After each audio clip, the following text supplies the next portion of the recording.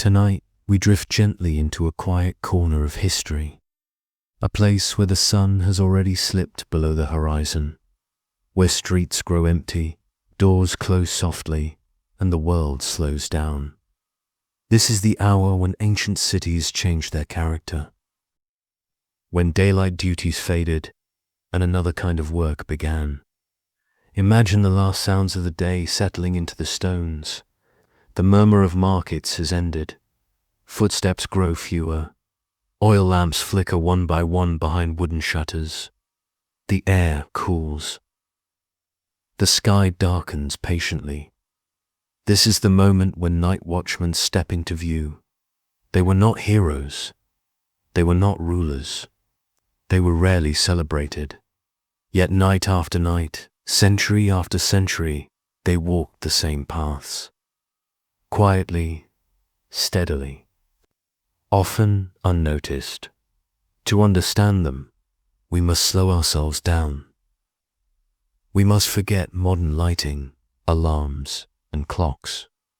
Ancient cities were places of deep darkness after sunset. Fire was precious, light was limited, and night was not merely the absence of day. It was a different world. Ancient streets were narrow and uneven.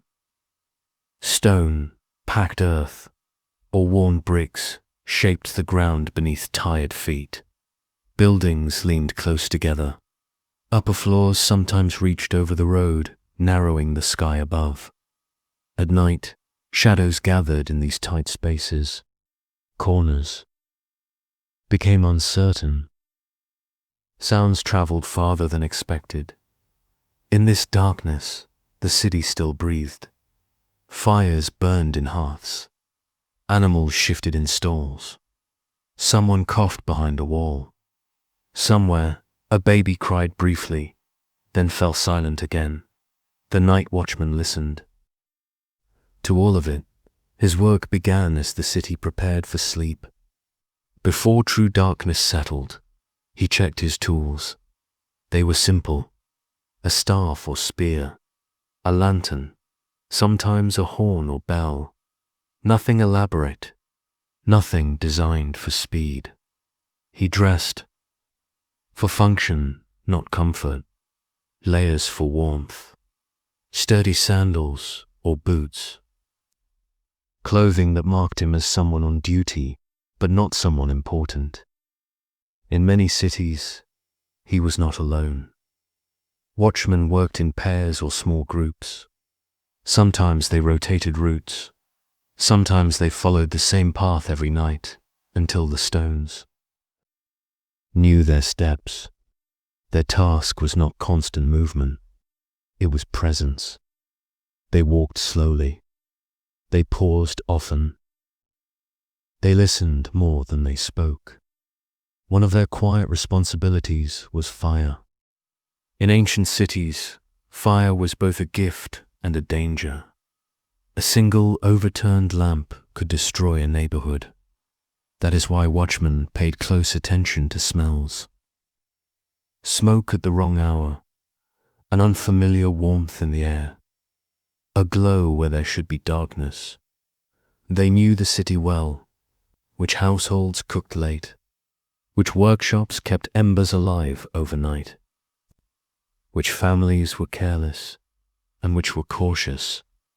They did not rush unless they had to. Rushing caused noise. Noise disturbed sleep. Sleep was valuable. The watchman was a guardian of quiet. As he moved through the streets, he also watched. People. Most citizens stayed indoors after sunset. Night belonged to the few: late workers, travelers, the sick, the restless. A person walking at night was not automatically suspicious, but they were noticed. The watchman did not interrogate aggressively. Often, a simple greeting was enough. A nod, a brief exchange of words. A familiar face recognized in lamplight. The watchman remembered patterns, who passed through which street, at what hour, with what posture. This knowledge built slowly, over months and years. It was not written down. It lived in memory, ancient. Cities had laws about night behavior. Some gates closed after sunset. Some districts restricted movement. Some required travelers to carry lanterns. The watchman enforced these rules, gently, firmly, but without drama. His authority came from routine, not force. Most nights were uneventful. This is important to remember. History often focuses on crises, but the true shape of life is repetition. Night after night, the watchman walked. The same stones, the same walls, the same quiet. He marked time not by clocks, but by sounds. The change in insects, the deepening silence, the distant call of another watchman signaling the hour. Some cities divided the night into watchers. Each watch had its own feel. Early night still carried warmth and lingering activity. Midnight felt heavier, deeper, more still. The hours before dawn were cold and thin. During these later hours, the watchman's steps slowed. Fatigue settled into muscles. Lantern oil burned low. Thoughts wandered. He thought about ordinary things. Food, waiting at home. A sore foot. The weather tomorrow. Sometimes he sang quietly, not loudly enough to wake anyone, just enough to stay. Awake dot sometimes. He did nothing at all. He stood in one place, letting the darkness move around him. The watchman was not meant to confront danger alone. If something serious occurred, he called for help. Other watchmen, local guards, neighbors awakened by sound. Community was the true defense. The watchman was the first thread, not the entire fabric. His social position was modest. He was paid, but not generously. Respected, but not admired. Necessary, but easily forgotten. Children learned his presence early. They heard his steps through walls. They heard the night calls marking the hours. These sounds became part of sleep itself. In this way, the watchman shaped dreams. Different cities shaped the role differently. Climate mattered. Population density mattered. Custom mattered in hotter regions. Nights were more active. People sat outside longer. Conversations drifted through streets. The watchman navigated social spaces, not just empty ones. In colder climates, darkness arrived early. The city shut itself tightly. The watchman walked through near silence, accompanied only by wind and flame. Despite differences, one thing remained. Constant. The watchman was awake so others could sleep. This simple idea carried weight. It required trust. Citizens trusted that someone was listening when they were not. That someone noticed when they could not. The watchman trusted the city in return. That doors would open if he called. That his voice would be recognized. That he belonged. As the night deepened, his lantern cast a small circle of light. Beyond it, darkness waited calmly, not threatening, just present. He did not chase darkness away. He walked with it. This balance defined the job. Not control, not conquest, just careful coexistence. Toward the end of his shift, the sky began to soften. Not bright yet, just lighter. Birds stirred. The air changed. Texture. He knew this moment well. The city was about to wake soon, Bakers would rise. Doors would open. Sounds would return. The watchman's work would fade back into invisibility. But before we leave him there, standing between night and morning, we should pause. Because this role did not exist in only one place or time, across ancient civilizations. Night watchmen took many forms, each shaped by culture, law, and environment. We will drift gently into specific cities. We will walk their streets at night, and we will listen more closely to how different societies understood darkness, safety, and trust. For now, let us remain here, in this quiet hour.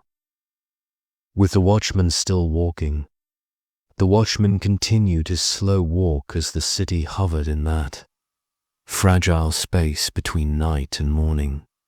This was not yet dawn. It was only the suggestion of it, a faint loosening of the dark. In these final hours, the city felt especially vulnerable. Sleep was deepest. Attention was weakest. If something went wrong, it would happen now. The watchman knew this, but he did not feel anxious. He had lived through this hour many times before. Experience softened concern into awareness. He adjusted his lantern, shielding the flame from a light breeze. Lanterns were not bright tools. They were not meant to flood the street with light.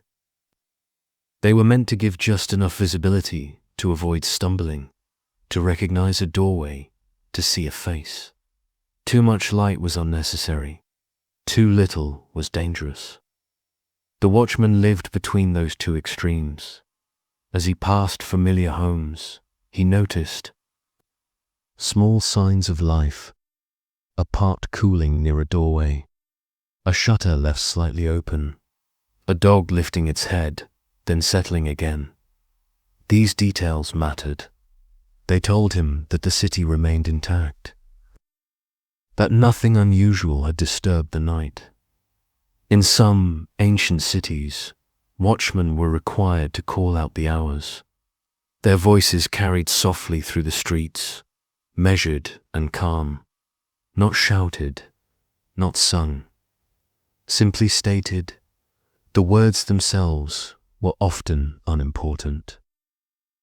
It was the rhythm that mattered, the reassurance that time was moving forward, that someone was awake. For sleepers, these calls blended into dreams. Children grew up hearing them without fully understanding them. They became part of the cities. Heartbeat in other cities, silence was preferred. Noise was seen as disruptive. The watchman there worked like a shadow, unseen and mostly unheard. Each approach reflected local values. Some cultures trusted sound, others trusted quiet. The watchman adapted. He knew which streets required more attention. Narrow alleys where trash accumulated. Areas near workshops where sparks sometimes escaped. Places where travelers rested near. The city walls. He also knew when not to linger. Certain corners collected cold air. Standing still there too, long invited stiffness and fatigue. Movement was gentle but constant. Night watchmen rarely carried written instructions. Most guidance came through oral tradition. An older watchman explained routes, shared stories, warned of recurring problems. In this way, the job was inherited informally. Knowledge passed quietly, from one tired voice to another. The watchman understood that his authority had limits. He was not a judge. He was not a soldier. He was a presence. If he encountered conflict, he did not escalate it unless necessary. A calm word often worked better than force. People at night were usually tired, not malicious. There were moments of loneliness. Hours when no one passed, when the only sound was his own breathing. In these moments, thoughts wandered easily. He remembered past nights, a sudden storm, a fire caught early, a stranger helped to safety. These memories did not excite him. They simply existed. The watchman's body learned the rhythm of night, when to conserve energy, when to sharpen attention. His senses adjusted naturally. He could hear small changes in sound, footsteps that did not belong, metal shifting where it should not, the absence of a familiar noise. This awareness did not come from training manuals. It came from repetition. As the sky lightened further, subtle changes appeared.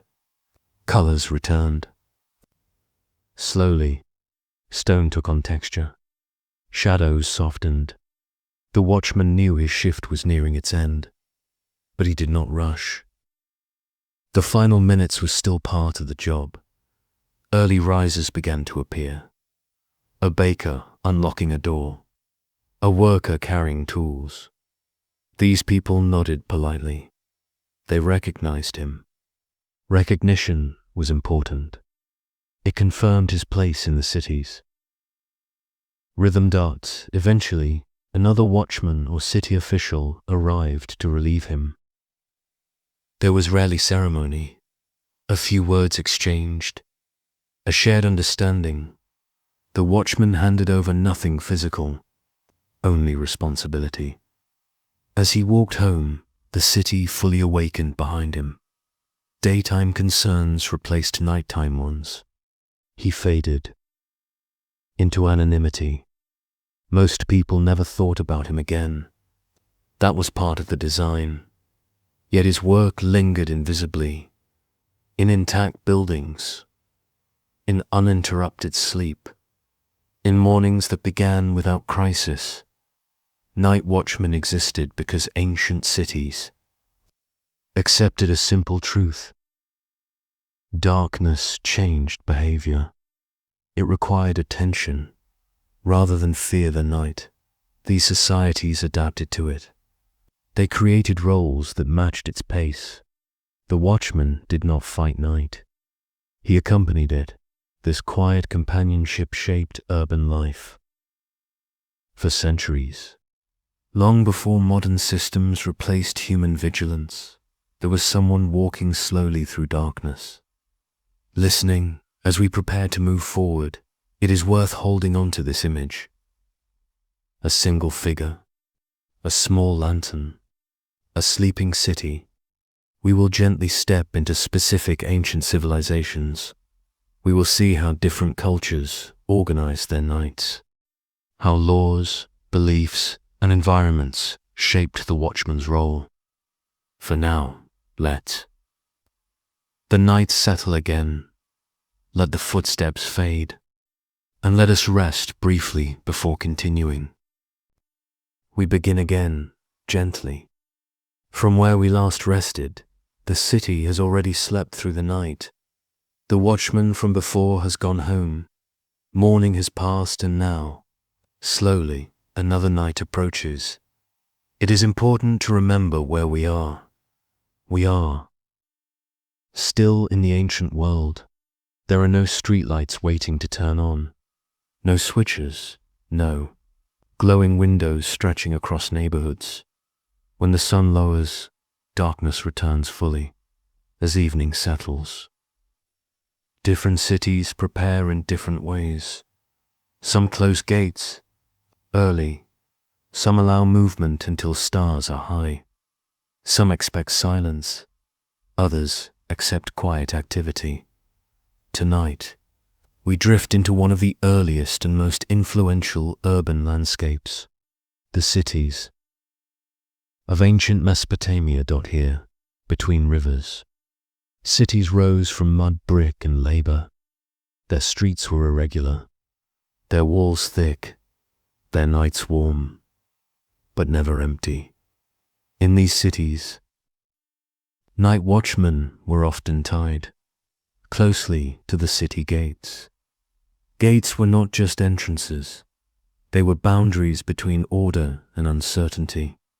As dusk arrived, gatekeepers and watchmen worked together. Large wooden doors were closed slowly. Bars slid into place. Locks were checked by touch, not sight. Once the gates were closed, the city became a contained space. Everyone inside, everything accounted for. As much as possible, the watchman's responsibility increased after this moment. No one was expected to enter. Anyone attempting to leave would be questioned gently but firmly.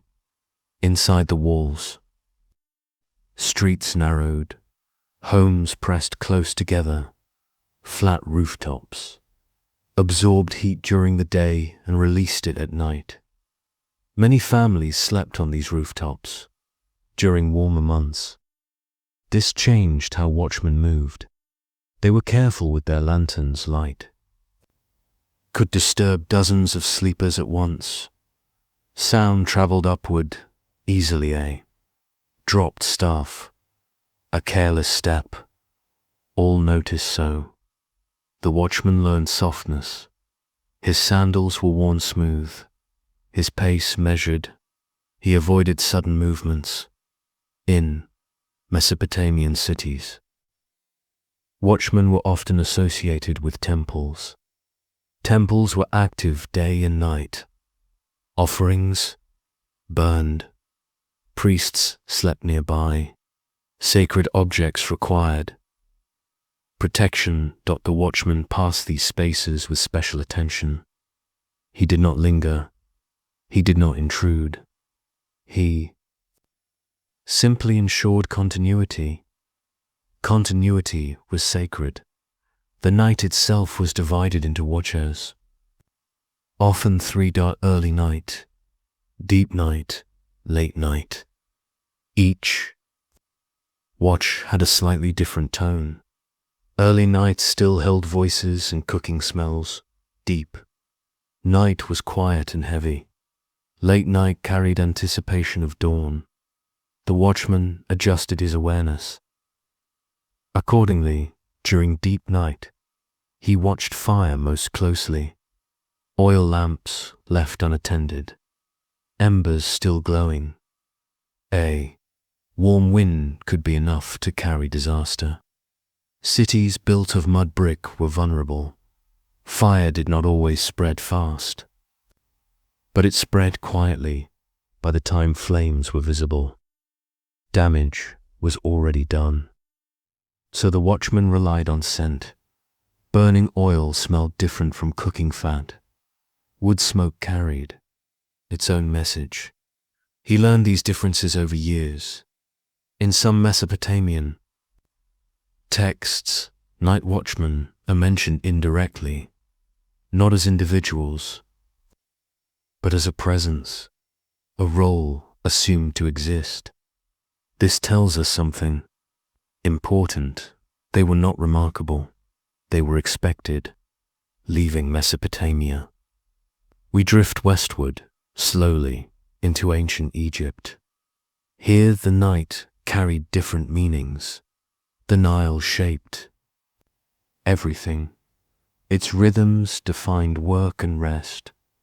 Even darkness felt tied to watered Egyptian cities, were quieter at night than some others. Not empty, but restrained. Night watchmen here were often connected to administrative centers, GRANARIES,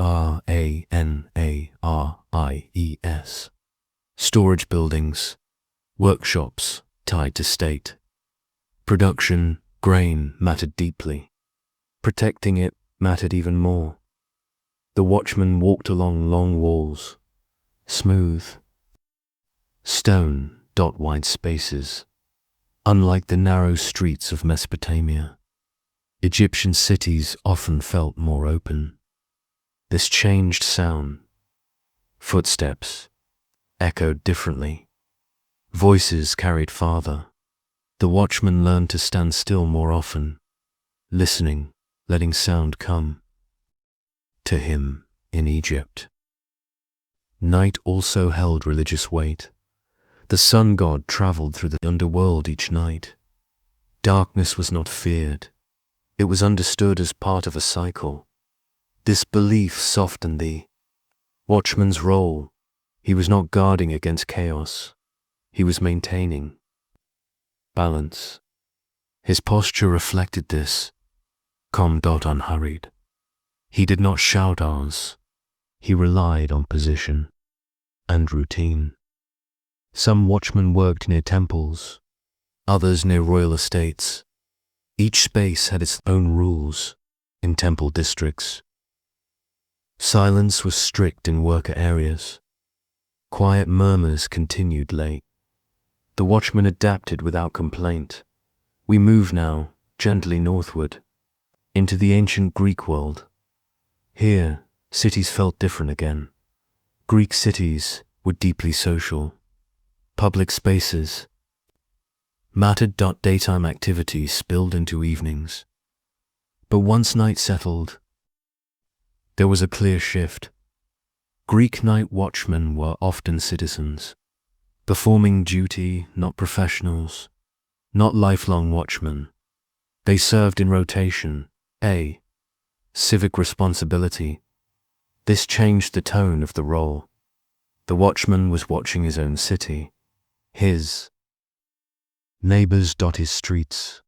He knew everyone, or nearly everyone. Lanterns were smaller here, sometimes replaced with torches. In specific areas, torches flickered more. They cast moving shadows. The watchman had to be careful. Greek streets were uneven, stone, slabs, gaps. Debris falling was a risk. So was fire. Watchmen often walked in pairs. Conversation was quiet but aloud. It helped them stay awake. They discussed ordinary things, harvests, politics, family, matters. This quiet conversation did not break the calm. It reinforced it. Greek laws regulated night behavior. Carefully, drunkenness was discouraged. Movement without purpose questioned. The watchmen enforced these rules. Mildly, a reminder, a suggestion to go home. Force was rare. Shame worked better now. We drift further into the Roman world. Here, cities grew large, very large. Rome itself was crowded, dense, loud, even at night. This required a more organized system. Roman night watchmen were part of the Vigiles. They were firefighters as much as guards. Fire was Rome's greatest fear. Insulae. Tall apartment buildings, packed tightly. The watchman carried tools, buckets, hooks, axes. He watched rooftops as much as streets, smoke rising from upper floors, heat trapped in enclosed spaces. Roman watchmen worked in shifts, formally structured day. Wore identifiable clothing. They answered to commanders. Yet despite this structure, their nightly experience remained. Slowed, they walked. They paused. They listened. They dealt with small problems. Most of the time, arguments, lost travelers, minor. Fires extinguished quickly. Large disasters were rare, but remembered. Most nights were quiet. Roman streets had lamps in some areas, but not many. Darkness still ruled. The watchman's footsteps echoed between stone walls. The sound became familiar to residents. People slept knowing those sounds meant safety. As we pause here in the Roman night, it becomes clear that something connects all these places, despite differences in law, religion, and architecture. The Watchman's rhythm remains similar. Slow movement, quiet attention, gentle authority. In the next part, we will drift into other regions, into cities shaped by different climates and beliefs, and we will explore how night watchmen adapted when darkness behaved differently. For now, let us rest here. In the middle of the ancient night, we remain in the scent, the minna, in the world seaman. The world seems to pause. The world seems to pause. Climates and beliefs. Climates and beliefs. And we will explore how night watchmen adapted when darkness adapted when darkness behaved differently. For now, let us rest here. In the middle of the ancient night. We remain in the middle of the ancient night. We remain in the ancient night, moving forward without haste, just as the watchman continues his walk. Nothing abrupt, nothing sharp, only time unfolding at its natural pace. The Roman night we paused within does not truly sleep. It settles into layers. Some districts fall silent early. Others remain faintly active long after sunset. The watchman knows these differences well. He does not expect the same stillness everywhere. Near taverns, voices linger longer. Near bathhouses, footsteps fade slowly. He does not judge this. He observes. Roman law gives him authority, but also restraint. He is not meant to provoke. He is meant to prevent. If he encounters a drunk citizen, he speaks calmly. If the citizen listens, that is enough. If not, help is called quietly. Most nights, it never comes to that. The watchman pays close attention to buildings. Rome reaches upward more than many older cities. Wooden beams support upper floors. Balconies lean over streets. Fire climbs easily in such places, so the watchman looks up often. He scans windows. He watches for flickers that do not belong. Smoke behaves differently at night. It moves slowly. It lingers. The watchman learns to notice hesitation in the air. A smell that arrives too late. A warmth that should not be there. When he finds a problem early, it ends quietly. A bucket of water. A warning. A note made for the morning. This is how most danger disappears. Without story, without memory. Leaving Rome behind, we drift eastward again. Not to return to Mesopotamia or Egypt, but further still, toward ancient cities of the Indus Valley. These cities feel different immediately. They are planned, ordered. Their streets form grids. Drainage systems run beneath them. Water moves quietly below stone. At night, this creates a unique soundscape. Soft echoes, distant trickles. The watchman here listens differently. He listens for water as much as people. Indus cities appear to have been carefully regulated. Movement at night was likely limited. Order mattered deeply. The watchman walks straight streets, predictable routes, fewer surprises. This does not make his job easier. It makes it quieter. Silence stretches longer here. Lantern light reflects evenly off brick walls. Shadows are orderly. The watchman's presence feels almost ceremonial. He is part of the city's design. He checks entrances. He pauses at intersections. He turns corners with expectation, not curiosity. Everything has its place, including him. Now we move gently toward ancient China. Here, night carries philosophy with it. Cities are enclosed by walls. Gates are strictly controlled. Curfews are. Common dot once gates close. movement nearly stops. The watchman's role here is closely tied to timekeeping. Night is divided into watches, marked by sound. Drums, gongs, wooden seal-lip frass. The watchman strikes them at precise intervals. The sound carries far. These sounds are not warnings, they are reassurances. Time is passing, order remains. The watchman's walk is structured. He follows schedules carefully. His authority is recognized. People do not challenge him. They expect him.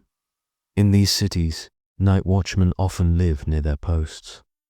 Their identity blends with the role. They are not citizens who watch. They are watchers by nature. Their nights are long but predictable. They observe closed doors. They listen for forbidden movement. They report quietly to officials. Emotion rarely enters the work. Duty dominates. This contrasts with other regions where watchmen are neighbors first. Here, they are representatives of the system. Neither approach is better. Both reflect cultural priorities. As we drift back westward into ancient cities along trade routes, the night becomes more fluid. Caravans arrive late.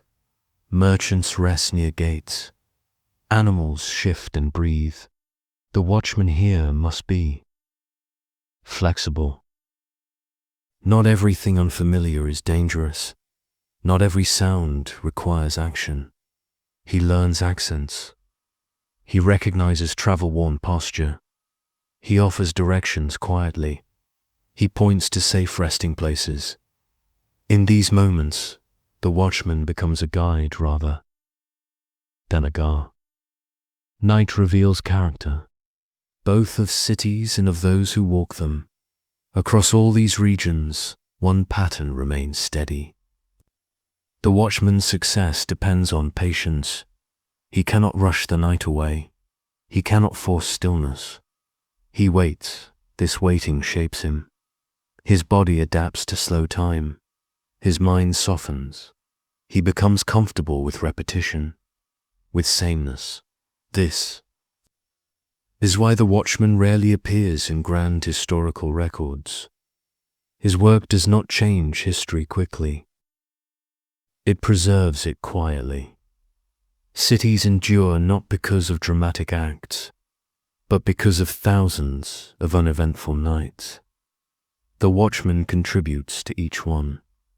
As the night deepens again, we feel the rhythm settling. Different cities, different rules. Same darkness. We will drift closer to the watchman himself. We will explore who these people were, their social status, their daily lives beyond the night. For now, let us remain still. Let the lantern glow softly, and let the city breathe around us. We begin again with a quiet return. Before moving forward, let us gently recall where we are. We have walked the streets of many ancient cities. We have listened to their nights.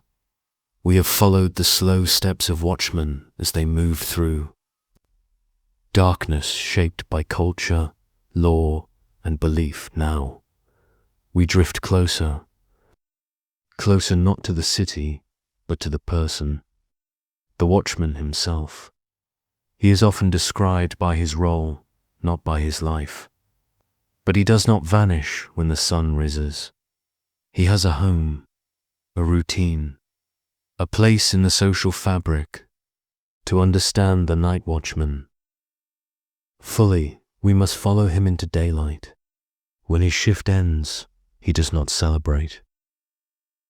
There is no ceremony. He simply returns home as others begin their day. His body carries the weight of night. His eyes adjust slowly to light.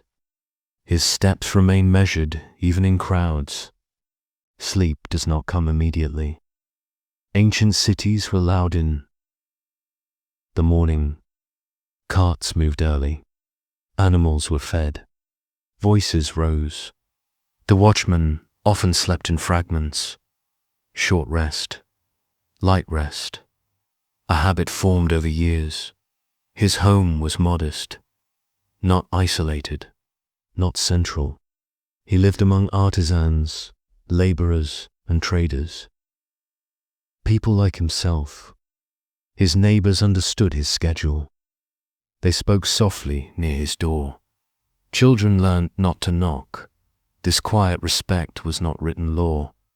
It was custom. Food was simple. Bread, porridge, leftovers from the previous day. Heavy. Meals made night work harder. The watchman learned moderation. His clothing showed wear, not poverty, but use. Fabric rubbed thin at the shoulders. Sandals shaped by long walking. He repaired what he could himself. Needles and thread were common tools. In many cities, the watchman worked several nights in a row, then rested. In others, he rotated frequently. The system depended on manpower and need. Regardless of schedule, the body adapted. Night became familiar. Day felt distant.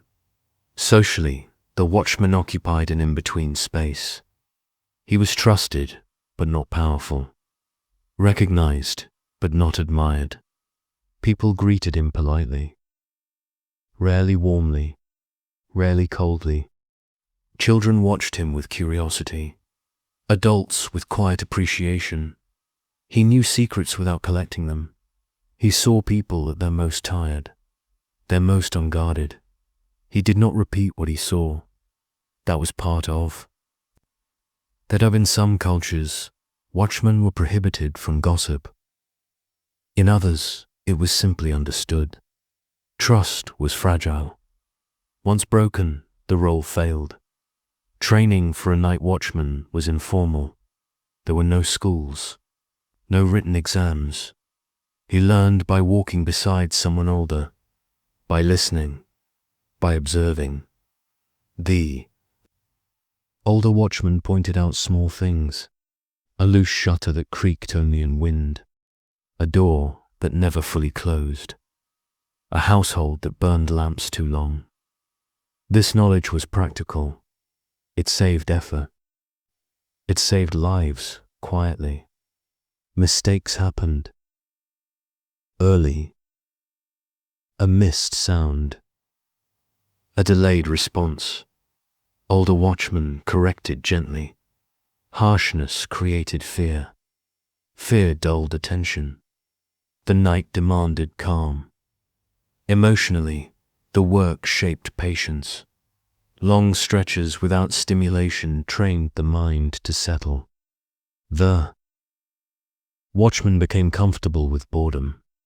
This was a strength. He did not seek excitement. He avoided it. This mindset carried into his daily life. He spoke slowly. He reacted late. Some people mistook this for dullness. Others recognized stability. Relationships were simple. Families understood the hours. Friends adjusted expectations. The watchman did not attend many evening gatherings. He rested. Prepared dot festivals were an exception. On those nights, the city behaved differently. Lamps stayed lit. Noise continued. The watchman worked harder then. Not faster, but longer. Festivals tested restraint. Crowds at night increased risk. Alcohol blurred judgment. The watchman remained sober. Alert, he did not scold joy. He guided. It gently, after festivals, exhaustion followed, but also quiet satisfaction. The watchman had done his part. In some cities, watchmen held small privileges, tax reductions, food allowances, exemptions from certain duties. These were not rewards.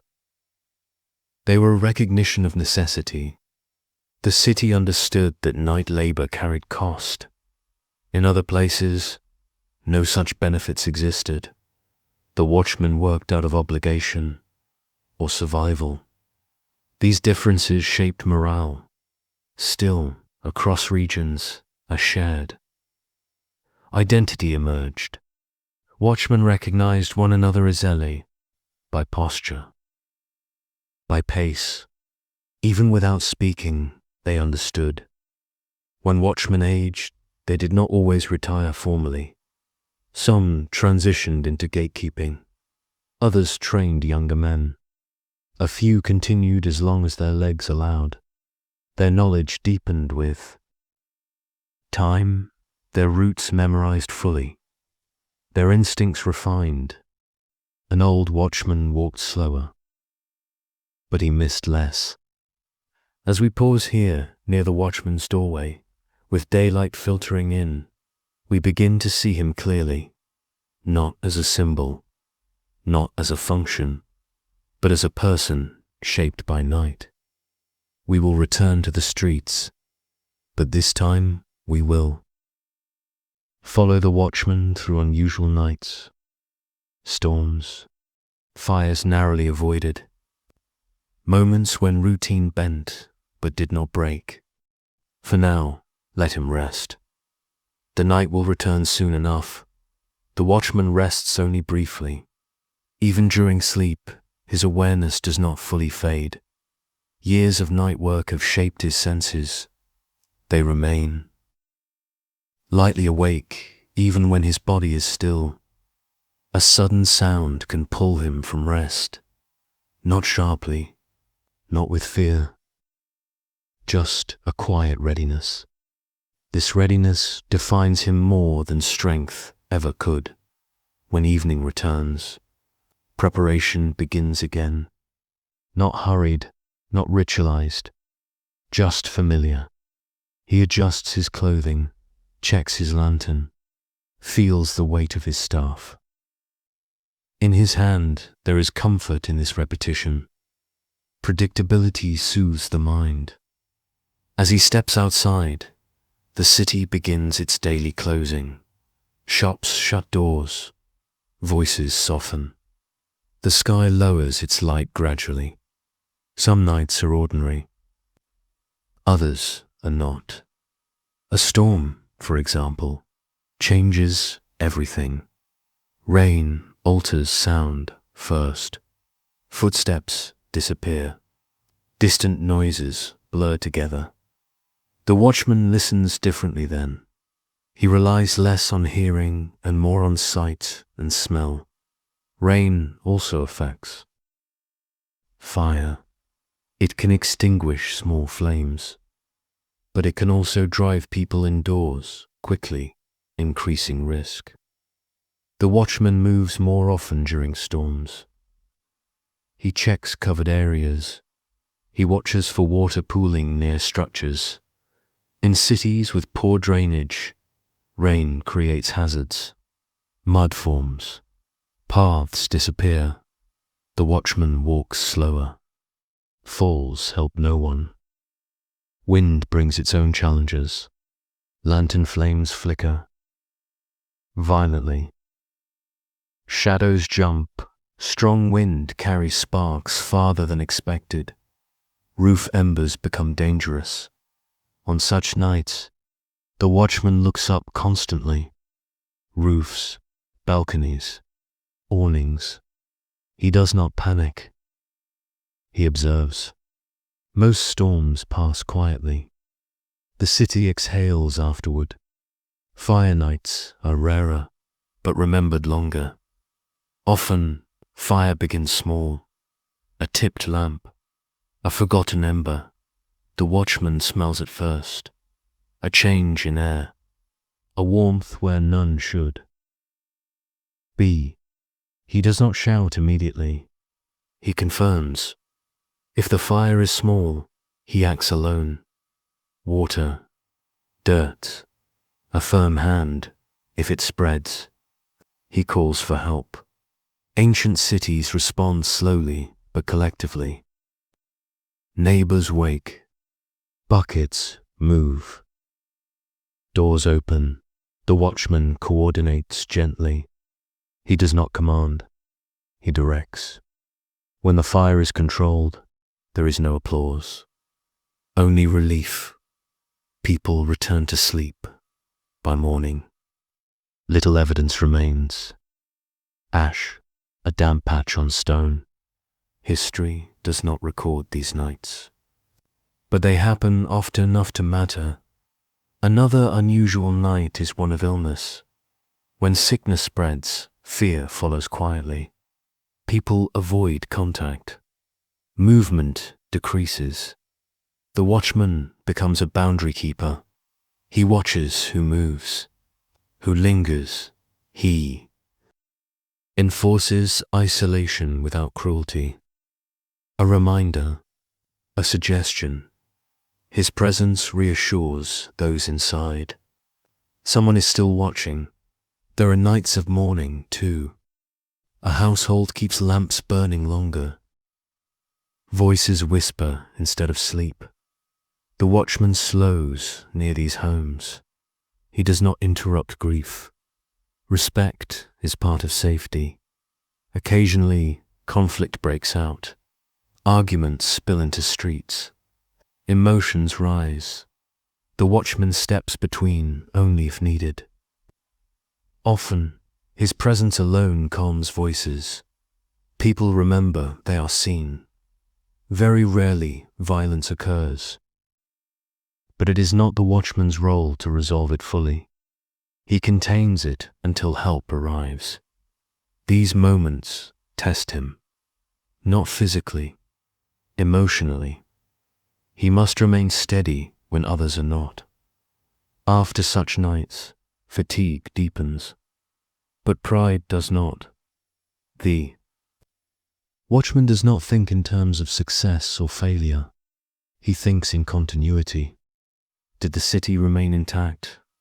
Did the night pass? That is enough. Over years, these unusual nights blend into memory. They do not stand out sharply. They soften. The watchman carries them quietly. As age advances, recovery takes longer. Cold lingers in joints. Sleep becomes lighter. Yet many continue, because stopping feels stranger than continuing. Night has become home.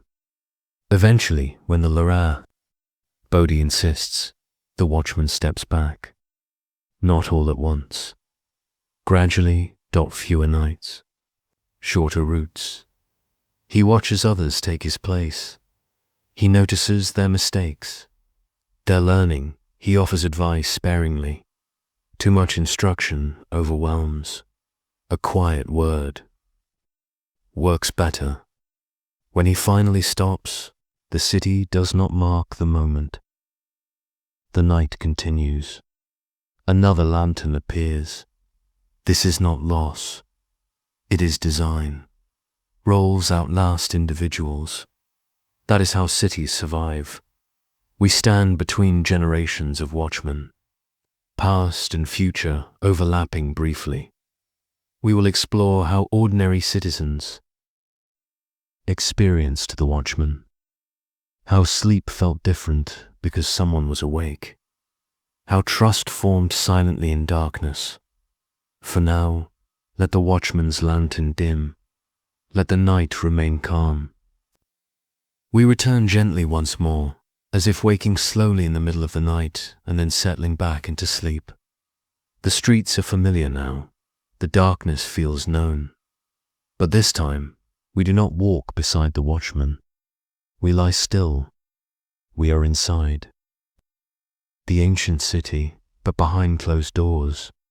Inside homes built of mud, brick, stone, timber, or packed earth. We are the people who sleep while someone else remains awake. In ancient cities, sleep was rarely deep or uninterrupted. Night brought rest, but not complete silence. Walls softened sound, but they did not erase it. Every city breathed quietly. Through the dark, From inside her home, night felt close. The ceiling was low. The air moved slowly. Shadows gathered in corners and remained there. People slept on mats, on wooden frames, on stone platforms covered with cloth. Families often shared one room. Sometimes several generations slept together.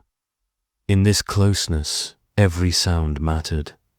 A shifting body, a cough, a distant footstep. Not all sounds caused concern. Most were familiar. They belonged. Over time, people learned the language of the night. They knew which noises meant nothing. They knew which ones could be ignored. Among these sounds, one was especially important. The sound of the watchman. His footsteps had a particular rhythm.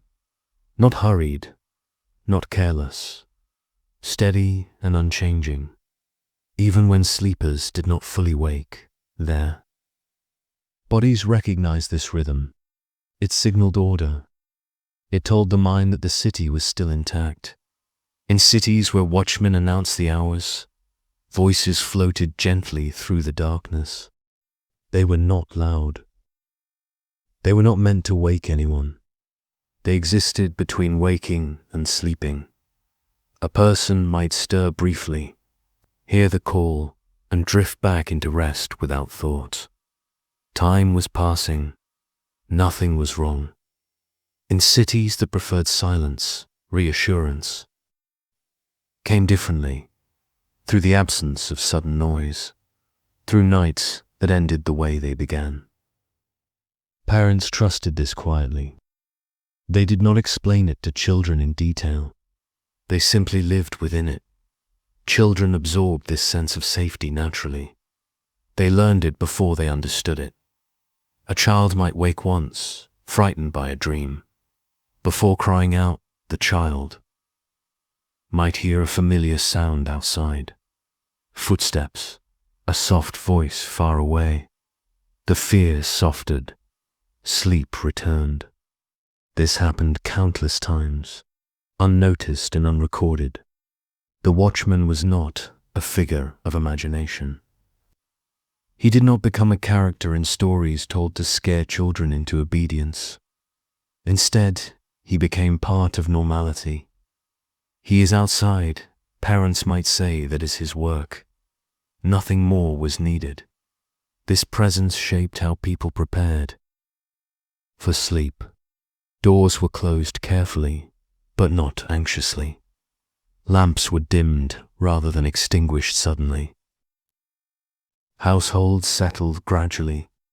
People trusted that if something went wrong, someone would notice. This trust changed behavior in subtle ways.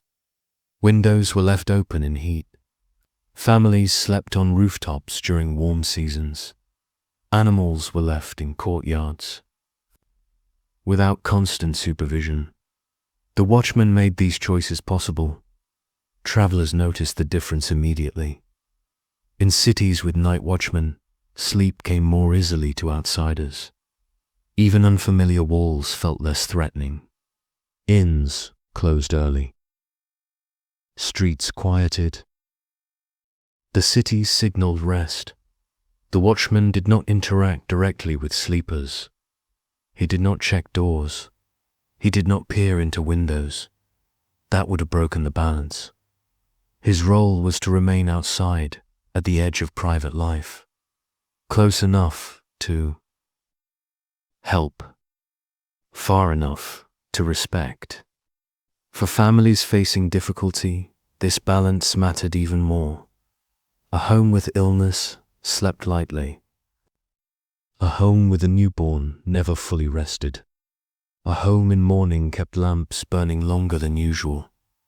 The watchman noticed these signs. He slowed as he passed. He did not interfere. Respect was a form of protection. When people woke in the night, they listened before moving. They measured the city's state through sound. If everything felt normal, they stayed still. If something felt wrong, they waited for confirmation. Often, confirmation came in the form of familiar movement. The watchman passed. Order remained in. This way, the watchman shaped not only safety, but emotion. He reduced fear without addressing it directly. Over generations, this quiet assurance became invisible. People forgot it was provided. They assumed it was natural. Only when it was missing did awareness return, in times of war, disease, or collapse. When watch systems failed, nights felt different, heavier, uncertain. Families slept in shifts. Weapons were kept near beds. Sleep fractured. But in our ancient moment, the system still holds. The watchman still walks. And so, the city sleeps together. We will explore moments when this trust was challenged, when fear tested routine, and how ancient cities responded without losing calm. For now, remain resting. The night continues gently. We remain within the sleeping city, moving forward without any sharp transition. The doors are still closed. The lamps are still low. The watchman is still outside. But now, the night begins to change slightly. Not suddenly, not dramatically, just enough to be felt. Trust, once established, is quiet, but it is never untested. Even in the most stable ancient cities, there were nights when calm thinned. Nights when something unfamiliar slipped into the darkness. These moments did not arrive loudly. They arrived as small disturbances, a sound out of place, a delay in a familiar rhythm. A sleeper might wake without knowing why. No dream remembered. No noise clearly heard. Just a sense of alertness. In such moments, people listened more carefully. The night watchman became important not because he acted, but because he continued to act normally. His footsteps still passed at the expected time. His call, if there was one, sounded unchanged. The rhythm held. This steadiness mattered more than speed. Fear grows when patterns break. It fades when patterns continue. When rumors spread during the day, they followed people into sleep. Stories of theft, illness, unrest in distant places. These stories did not always match reality, but they affected perception. At night, the mind has fewer defenses. Thoughts move freely. Concerns expand. The watchman did not know these thoughts individually, but he knew their effect. He understood that his consistency calmed more than any. Intervention. There were nights when strangers passed through the city late. Messengers, merchants delayed by weather. Travelers arriving after gates reopened briefly. These movements drew attention. People woke. They listened. The watchman acknowledged the strangers openly. A greeting, a question asked calmly, nothing hidden, nothing rushed. This transparency reassured the city. Movement had explanation. Sometimes animals caused disturbance. A mule broke loose. Dogs barked unusually. Livestock shifted restlessly. The watchman responded without urgency. He redirected animals quietly. He soothed rather than chased. Noise ended quickly. Sleep returned. On rare nights, something truly unexpected happened. A wall cracked. A roof beam failed. A sudden illness worsened. In these moments, the watchman became a connector. He carried information, not authority. He went door to door when needed. He called softly. He brought people together. The city responded slowly, but together. This collective response prevented panic. No one acted alone. The watchman never exaggerated. He reported what he saw, not what he feared. Accuracy mattered. When danger passed, there was no formal closure, no announcement that it was safe again. Safety revealed itself through quiet returning. Doors closed once more. Breathing deepened. Sleep resumed. Morning often arrived without memory of the night's disturbance. Only the watchman and a few others remembered. This selective memory was a gift. The city carried on without burden. Over long periods, this pattern shaped resilience. Ancient cities did not expect perfect nights. They expected manageable ones. The watchman was part of that expectation. He did not promise that nothing would happen. He promised that something would notice if it did. This distinction mattered. As generations passed, the presence of night watchmen influenced how cities imagined safety itself. Security was not total control. It was gentle supervision. Darkness was not eliminated. It was accompanied. People accepted this balance naturally. They did not demand more light. They adjusted behavior instead. They learned when to stay inside, when to speak softly, when to trust. This shared understanding made the watchman's work lighter. He did not fight against the city's habits. He worked with them. As the night reached its deepest point, a particular calm settled. The kind that comes only when nothing has happened for a long time. This calm was not emptiness. It was fullness without activity. The watchman slowed further. His lantern burned low. Somewhere a sleeper turned and sighed. Another dreamed without fear. The city held dot in these moments. The system revealed its purpose, not in crisis, but in continuity. By the time the sky began to pale, the night had already done its work. It had tested trust quietly, and trust had held. Soon, the watchman would fade again into the background of waking life. His role complete for another cycle, we will step back once more. We will look at how night watchmen were organized as systems, how cities planned, paid for, and maintained this quiet labor over centuries. For now, remain at rest. The night has passed gently.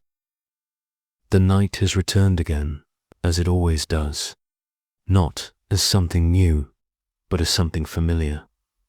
By now, the watchman feels like a constant presence, not a person we follow closely, but a steady shape at the edge of awareness. This part of the story is not about a single night, or even a single city. It is about how cities themselves learned to organize the night. Ancient cities did not grow with perfect planning. They expanded slowly, unevenly. Streets curved where they needed to. Houses leaned into one another. Walls thickened over time. Night watch systems evolved in the same way. Not suddenly, not all at once, but through repetition. At first, watching the night was informal.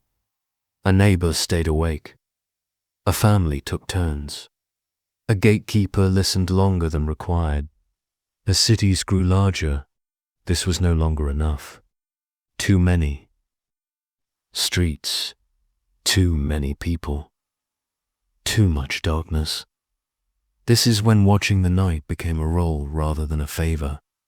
In many ancient cities, night watchmen were appointed by local authorities, not because they were exceptional, but because they were reliable. Consistency mattered more than strength or intelligence. The city needed people who would show up every night.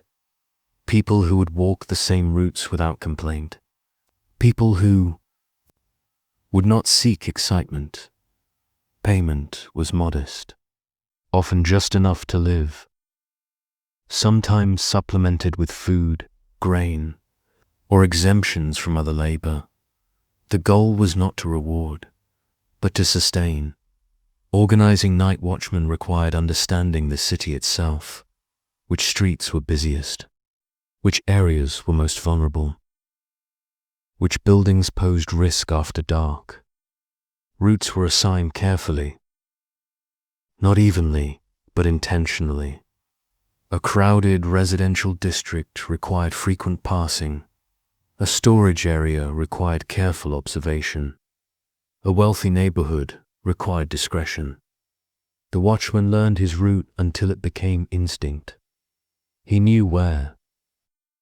The stones were uneven, where the air smelled different, where sound echoed strangely. These routes rarely changed. Stability created familiarity. Familiarity created safety. Supervision existed, but lightly. A senior watchman or official might check occasionally, not to punish, but to ensure presence. Absence was the greatest failure. Everything else could be managed. Cities also adjusted. Watch systems by season. Summer nights were longer and more active. People stayed outside later.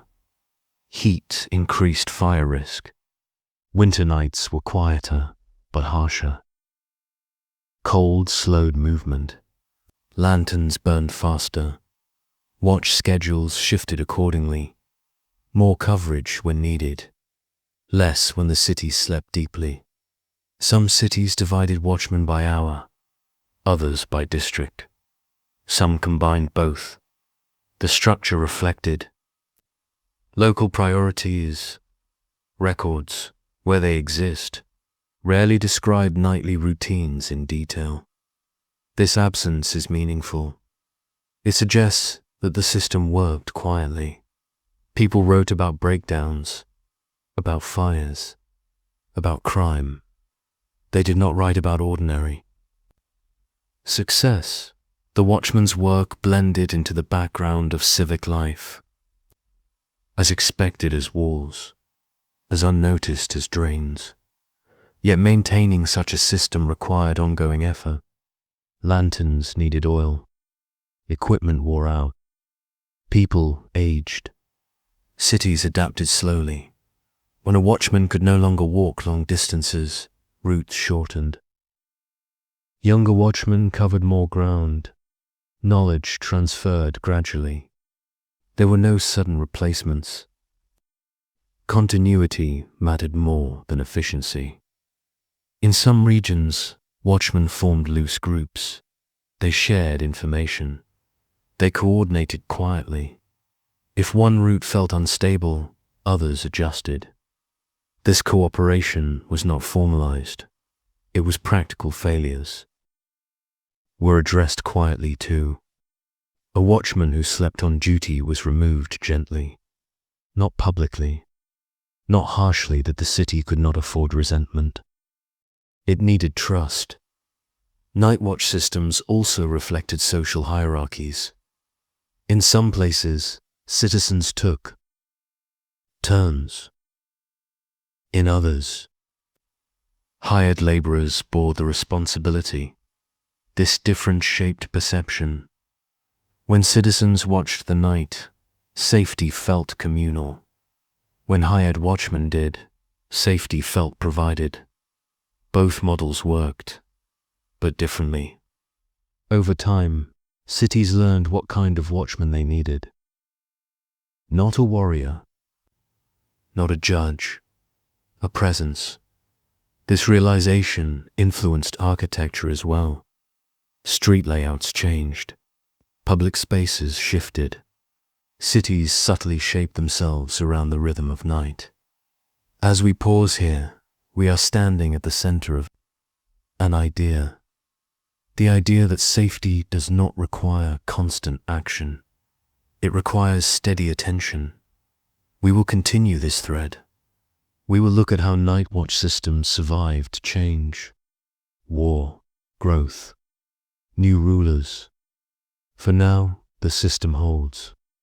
The watchman walks. The city rests. 1,111,111,111 Part 5b. Night watchmen in ancient cities, we continue without lifting our voice, without changing pace. The city is still asleep. The system we have begun to describe continues to function, quietly, night after night. A watch system, once created, does not remain static.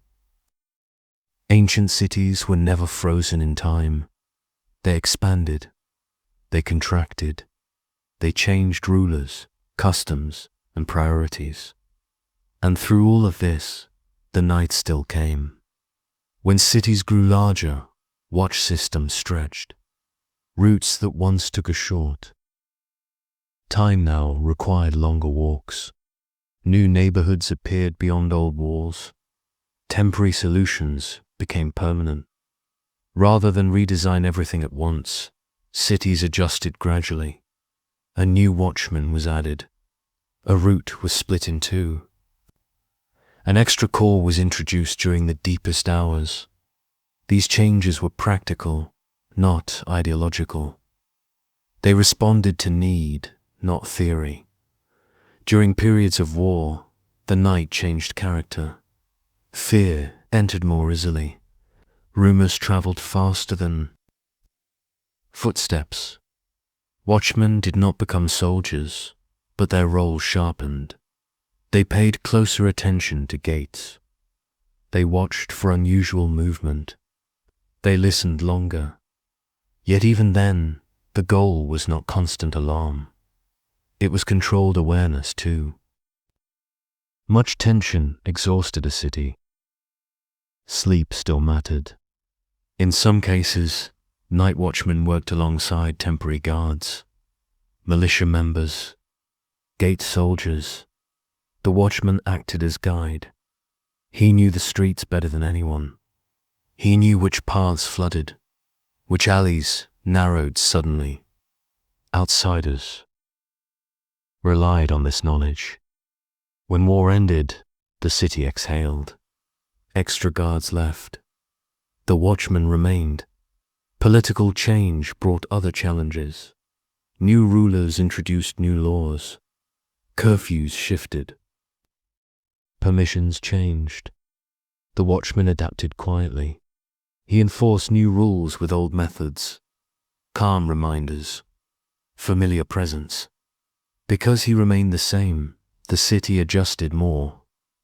Easily, economic shifts also shaped night watch systems. Prosperity, increased activity, more goods, more storage, more risk. Watch routes expanded near markets and warehouses. Fire risk rose. The watchman's role grew heavier. During decline, the opposite occurred. Buildings emptied. Districts quieted. The watchman walked longer distances without seeing anyone. Darkness felt deeper. In both cases, the system continued. Not because it was efficient, but because it was necessary. Some cities attempted innovation. More lamps. More patrols. These experiments had mixed results. Too much light disrupted sleep. Too many patrols created tension. Most cities returned to moderation. The watchman remained central, generational. Memory played a role here. People remembered what worked, what felt right. Night watch systems that aligned with daily life survived. Those that disrupted it faded. Over centuries, this produced remarkable consistency. Different civilizations, different beliefs, similar rhythms, a watchman walking, a city resting. This continuity shaped how people thought about safety. It was not sudden intervention. It was ongoing care. The watchman did not appear when something went wrong. He was already there. This idea carried forward into later systems. Medieval watchers, early police forces. But in the ancient city, it was still personal, still human. Each watchman knew that if he failed to walk, the city would feel it. Not immediately, but subtly. Unease would spread. Sleep would thin, so he walked, even when tired. Even when cold. Even when bored, especially when bored. Because boredom meant nothing was wrong. This mindset defined the role more than any law. As dawn approached, the system prepared to dissolve again. Not collapse, just recede. Routes ended, lanterns dimmed. Responsibility passed quietly to daylight. The city transitioned without noticing. People woke, believing the night had been empty, safe, uneventful. That belief was the system's success. We will move further inward. We will explore how Watchmen understood time itself, how hours, watches, and signals shaped the ancient night.